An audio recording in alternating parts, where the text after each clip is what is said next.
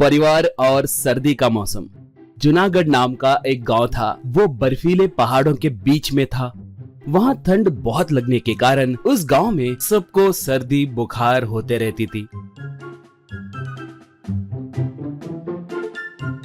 उस गांव में तरुण गोगोई, उसकी पत्नी मीना, उसके बच्चे दिव्या, मुकुंद बहुत सालों से रह रहे थे।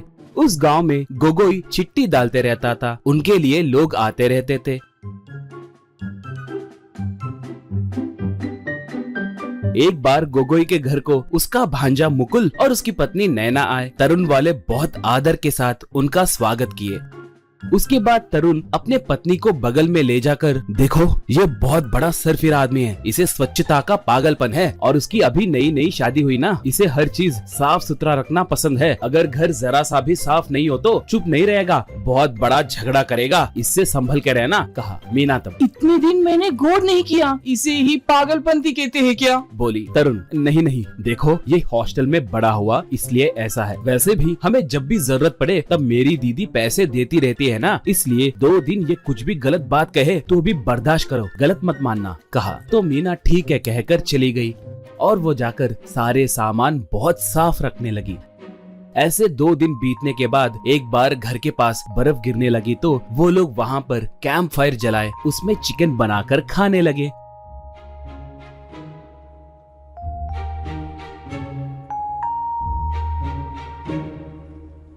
तरुण वाले मुकुंद को बहुत बुलाए तो भी वो नहीं आया और उसके पत्नी को भी बाहर आने नहीं दिया।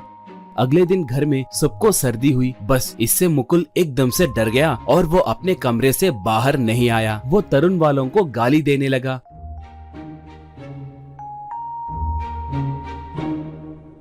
फिर भी तरुण का परिवार उनके दीदी का मुंह देखकर चुप रहने लगे।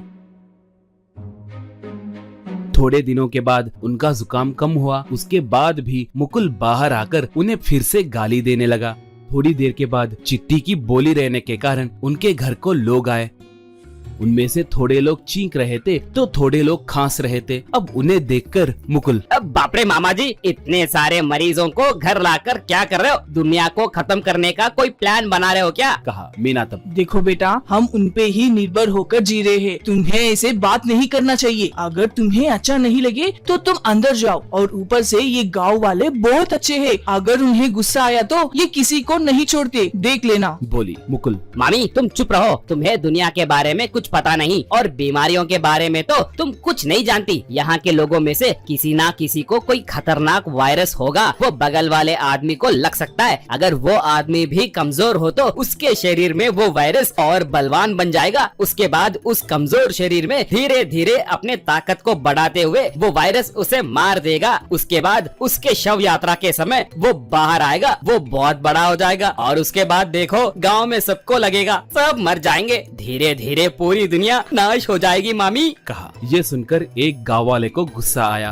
ये कौन है रे? पागल के जैसे बात कर रहा है, सब अपशकुन बातें कर रहा है। सिर्फ जुकाम के लिए तुम इतना ड्रामा क्यों कर रहे हो? तुम्हें स्वच्छता की कोई बीमारी है क्या? कहा। तो उसके बगल में खड़ा एक आदमी, भाई मैं इसकी गालियाँ आए दिन सुन रहा हूँ भाई, हमारे बेचारे गोगोई को ये टॉर्चर कर रहा है, इनके परिवार को बहुत गाली दे रहा है, सब आइए इसे सर्दी क्या है दिखाते हैं, कहकर सब मिलकर मुकुल को पकड़कर उसे एक पानी की टंकी में डुबो कर उठाए।